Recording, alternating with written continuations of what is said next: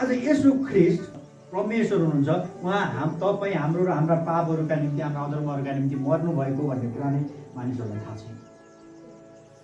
यतिका वर्ष भइसक्यो, सुनेकै छैन। यो दुःखको कुरा होइन, विश्वास छैन, सुन्नेहरूले विश्वास छैन। यो सानो कुरा होइन। त्यसैले हामी एक्लो छैनौँ। मैले भनेको हामी यो ठाउँमा एक्लो छैनौँ।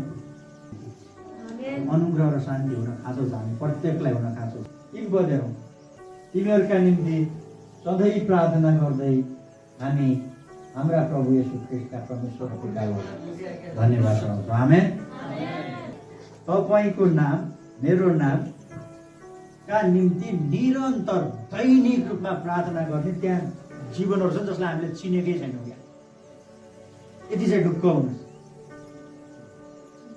धेरै साथीहरूले हाम्रो मण्डलीको निम्ति प्रार्थना गरिराख्नुहुन्छ, अनि यो मण्डलीभित्र तपाईँहरू पनि हुनुहुन्छ। भले उनीहरूले हाम्रो अनुहार चिनेका छैनन्, भले उनीहरूले हाम्रो नामलाई ठ्याक्कै जानेका छैनन्, तर उनीहरूले मण्डलीलाई तपाईँ प्रभुले सम्हालिदिनु होला। प्रभु त्यो ठाउँमा भएका विश्वासीहरूलाई भनेर दैनिक रूपमा प्रार्थना गर्ने मानिसहरू छन्।